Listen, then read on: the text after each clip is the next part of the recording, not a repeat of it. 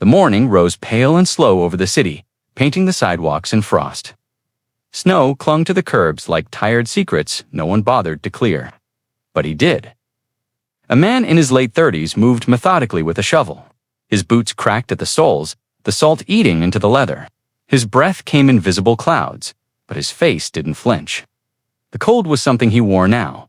Like old grief, he wasn't part of the bank's staff, just a day laborer hired when no one else showed. Quiet, clean-cut, thin from skipped meals. He'd been showing up every morning before dawn like clockwork, sweeping snow, sweeping pain. Through the large glass windows of the bank, warm yellow lights hummed against polished marble. Inside, a little girl in a pink coat pressed her face to the window, her breath fogging a circle on the glass. Her small finger lifted, trembling slightly. "Daddy? That's him." The words barely left her lips before her mother turned sharply, yanking her back from the glass like she'd seen a ghost.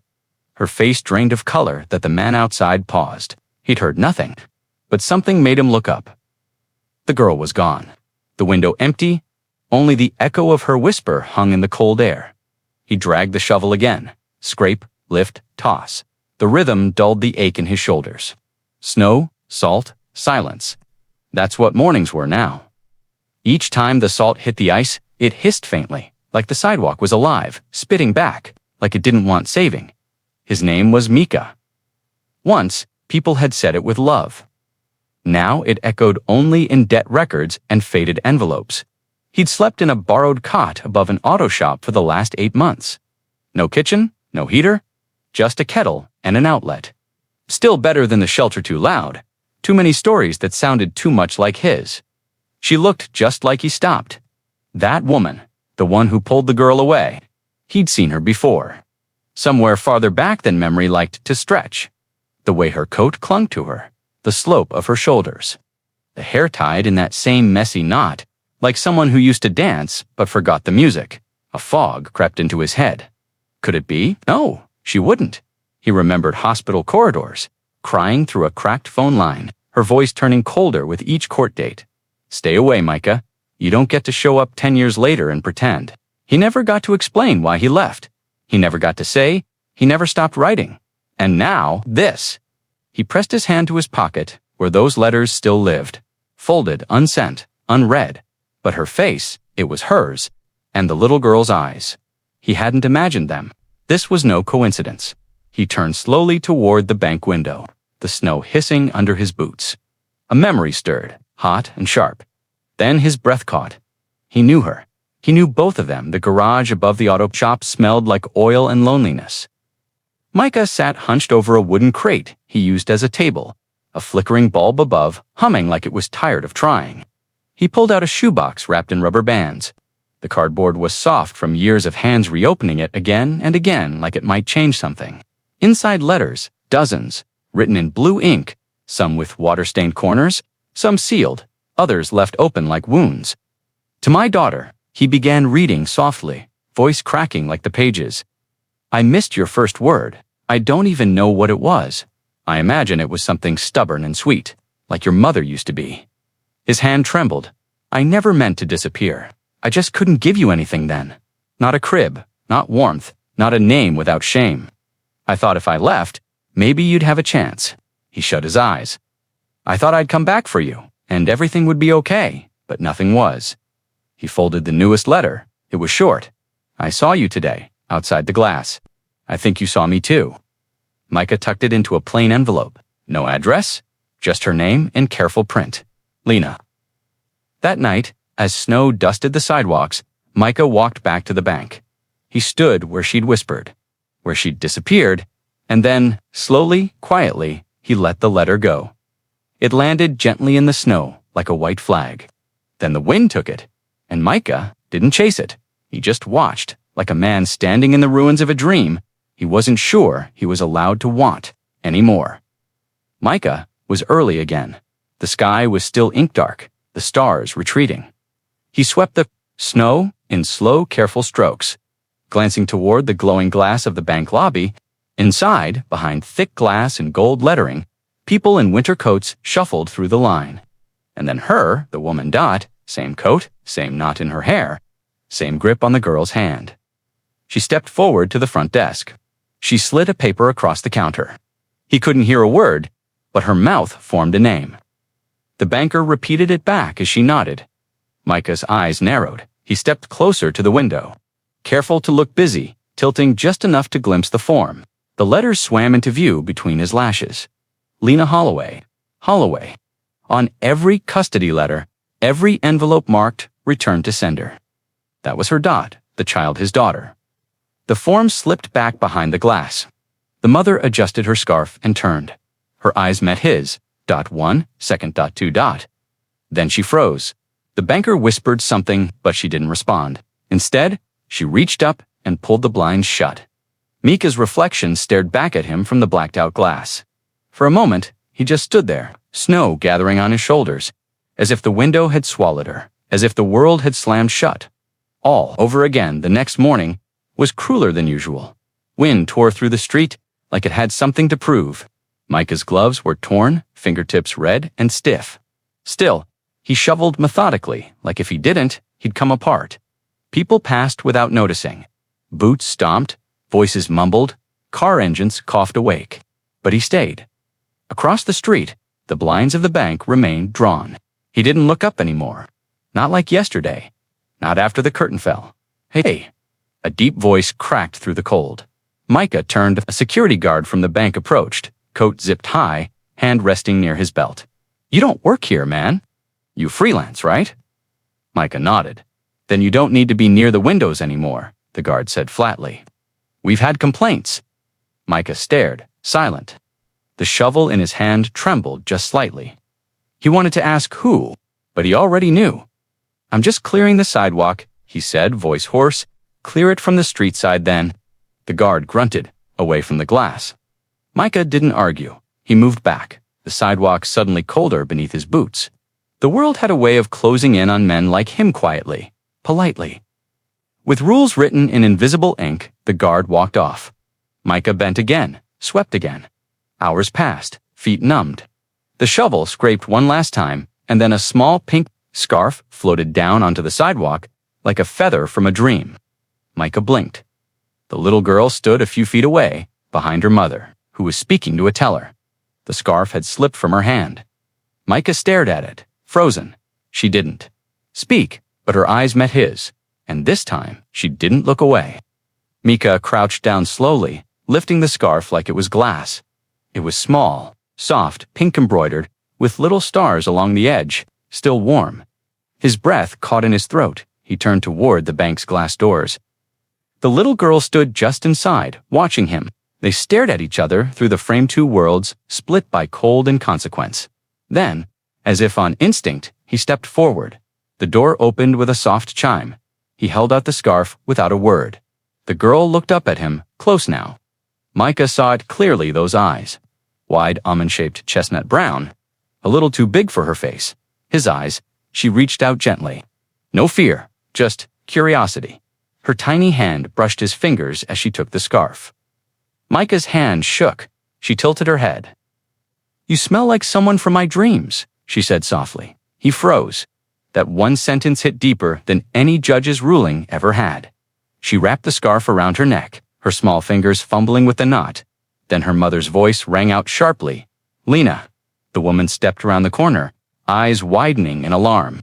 She pulled the girl back, fast and tense. Micah stepped away. The door swung shut between them again. The glass became his wall, but her eyes lingered on him, holding something between wonder and recognition. That night, Micah sat alone in the garage again.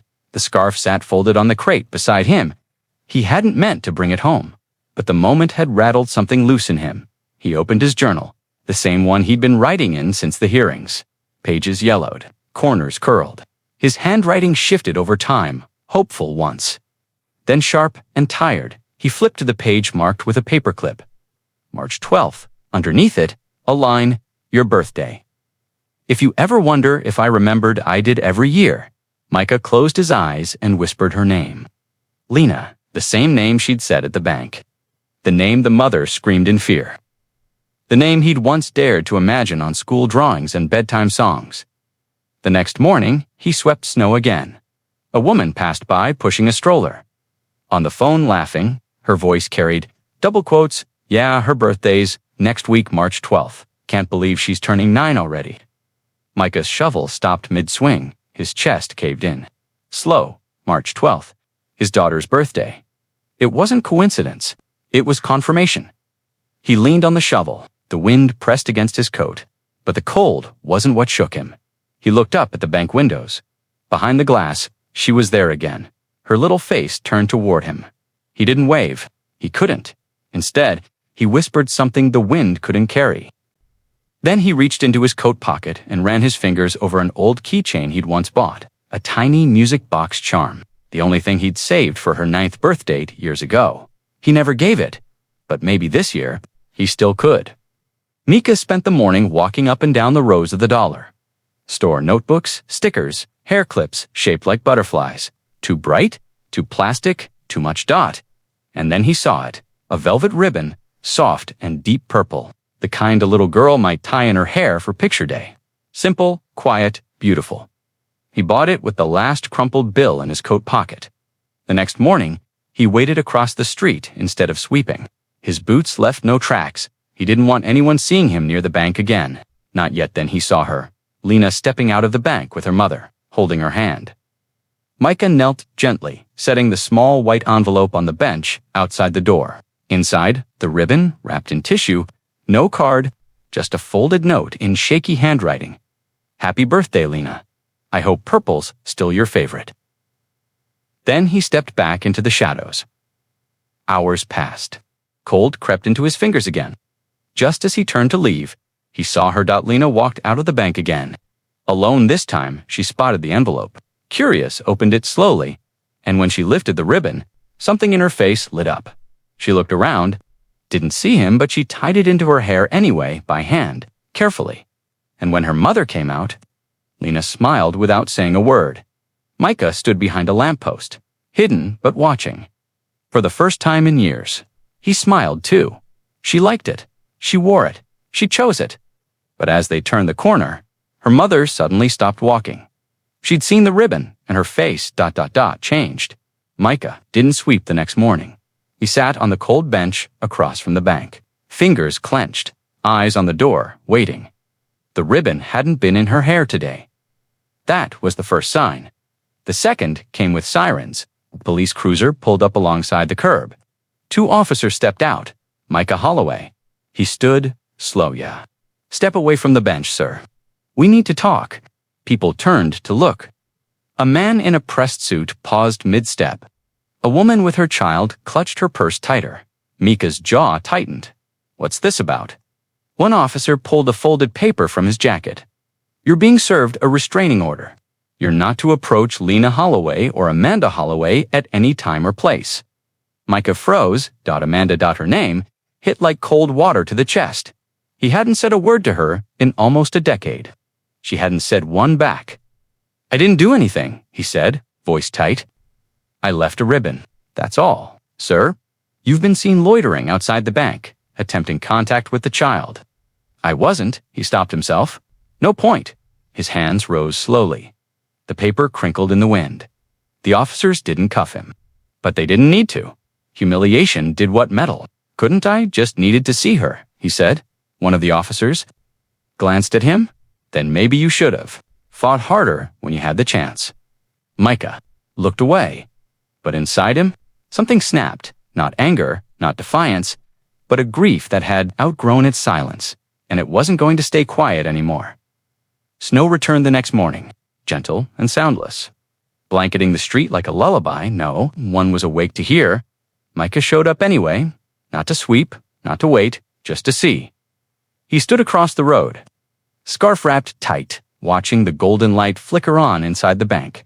People came and went, but then her Lena her small frame appeared in the window again, pressed against the glass just like that first day, cheeks pink from the heater, hands on the glass. Micah stayed still. She didn't wave. She didn't smile, but she leaned forward and traced something on the fogged window with her finger. Heart. Then she wrote a single word beneath it. "Hi." Micah stepped forward without thinking. Until the curb kissed the tip of his boots, he placed his hand over his chest, then pointed toward her the window. Between them felt thinner than ever. Just air and truth. She leaned in even closer. Her lips moved, silent, but he read them. I know you're him. Mika's breath left him in one long exhale. His hand trembled at his side. But just then, Amanda appeared behind her daughter. She froze, saw them. The ribbon still tied in Lena's hair, and in that moment, the mother didn't speak. She didn't scream. She didn't run. She simply stood as if the truth had found her before she was ready to face it. Micah hadn't been back to the lawyer's office in years. It still smelled like dust and forgotten promises. The receptionist barely looked up when he walked in, scarf dripping melted snow onto the tile. I'm here to request a copy of an old file, he said quietly. Family Court, Holloway versus Holloway. After a few minutes, the file came out taged, yellowed, still stamped confidential. Micah sat in the corner and opened it slowly, like peeling back a wound that never healed right. There it was, Lena Holloway, born March 12th, custody, full. Awarded to Amanda Holloway, reason petitioner, failed to appear at 3 court dates. No contact for 6 months. Mika clenched his jaw. He hadn't disappeared by choice. He remembered the voicemail, the one Amanda never returned. He remembered the day his boss laid him off. No lawyer, no address to send the forms. He was couch surfing, trying to survive. No one looked for his side of the story. He flipped to the last page, and there it was. A note dated 6 years ago. Reconsideration, hearing requested. Custody rights reopened. But it had been scratched out. Request withdrawn by Amanda Holloway. Micah's breath stilled. She had reopened the door, then closed it again without telling him. He whispered the words aloud. She never told me the court changed the ruling. His voice cracked like dry wood. He sat in silence, the paper trembling in his hands. All this time, he wasn't just erased. He was buried by someone who once said she loved him. Micah opened the drawer beneath his cot, the one he never touched. Inside was a box wrapped in old tissue paper, corners torn and yellowed.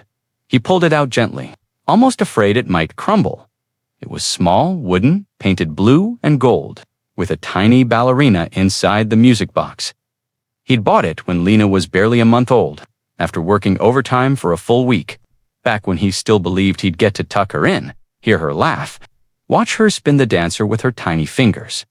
He turned the key slowly. The gears groaned. The music stumbled out faint, broken notes of Claire de Lune skipping every third bar. Micah stared at it. The ballerina twitched, then stopped mid-dash, twirled dot, like everything else in his life, meant to give it to her on her 3rd birthday. That was the year Amanda vanished with Lena. Micah ran his hand over the top. Scratch on the side, read love. Dad carved with a nail, uneven and raw. The next morning, he wrapped the box in soft cloth and placed it gently in a paper bag. No ribbon this time, no card. He walked past the school quietly, knowing where Lena's backpack always hung on the coat rack inside, the bank's after-school program, and when no one was looking, he slipped the bag through the small mail slot in the staff entrance. That night, he lay awake on the cot, staring at the ceiling, wondering would she recognize the tune? Would she know it was meant for her? And in the morning, he'd get his answer. The wind howled through the park that afternoon, bending the swings like ghost hands pulling them back. Micah sat alone on the far bench, coat zipped, scarf forgotten. The playground was nearly empty just, one child climbing, one parent pacing. Then he saw her. Amanda, no makeup, no heels, just a coat, and that same knot in her hair. She saw him too. She didn't turn away. This time, she walked across the crunching leaves, and snow, like every step, cost her something. You can't keep doing this, she said. Her voice was tight, but her eyes weren't angry. They told me I lost the right to try, Micah said, rising slowly. I gave you chances, she replied. He laughed under his breath. No, you gave me a disappearing act. She flinched. Micah stepped closer. You reopened the case. I saw the file. Then you shut it down. Why? Amanda didn't answer right away. Her eyes flicked to the playground where Lena climbed the slide. I was scared, she said finally. You were struggling, broke, lost. I didn't want her to get hurt waiting on a man who wasn't ready. I was her father, he whispered. I was her mother, Amanda snapped. then paused and softer. I still am. Mika's eyes burned. She knows. Amanda looked down. She knows who I am, he said again. Even if you won't say it. Amanda turned to go, then stopped. I kept her from you out of fear, she admitted. But I'm afraid of what keeping her from you might do now. Then she walked away, and time let her, the school's auditorium, hummed with the soft buzz of chatter and folding chairs. Micah stood at the back, just inside the doors. No ticket, no name on a list. Just a man holding his breath. Children lined the stage, small hands holding instruments. Slightly too big for their bodies. Then she walked out Lena Dot, hair tied back with the same purple ribbon. Mika's throat tightened. She sat at the piano, feet swinging, fingers small and unsure. The teacher gave a gentle nod. She began to play a simple melody, hesitant at first, then steady. Familiar, Micah leaned forward. It was the song from the music box, Claire de Lune, broken and imperfect, but alive. Micah's eyes stung. He held the edge of the wall, not wanting to make a sound. Each note she played echoed across the room like a question answered. A letter finally opened. He wasn't sure how she learned it, if someone helped, if she guessed. But it didn't matter. She was playing his song, their song. When the final note faded, the room clapped politely. But Lena looked past them. She scanned the crowd, and her gaze landed on him. Micah didn't move. He didn't wave. He simply stood still, open, and she didn't look away. The snowfall that afternoon was soft steady. Like a whisper from the sky, Micah stood by the school gate, unsure if waiting was still allowed. He wasn't holding a gift, just himself. Just hoped Lena was the last to come out. Amanda followed a few steps behind, no longer rushing to pull her close. Just watching. Lena spotted him and ran up, boots crunching against the snow. She didn't say anything. She didn't need to. She reached out and took his hand. Micah blinked back something sharp behind his eyes. Amanda caught up slowly. The three of them stood there in the soft silence, wrapped in winter. Then Lena grinned. "Have you ever made a snow angel?" she asked, her voice full of light. Micah shook his head. "Never," he smiled. "I guess I never had the right kind of snow." Lena plopped down on her back and flung her arms wide, laughing. Micah looked at Amanda. She gave a quiet nod. He lay down beside his daughter in the snow. Cold crept up his spine. But it didn't matter. He moved his arms like hers, up and down, open and free. For a moment, the world was quiet. Then Lena whispered, breath fogging in the air, "Can I call you Dad now?" Micah turned to her. His voice trembled as he spoke. "I'd like that very much." The snow kept falling, but now it felt like a beginning.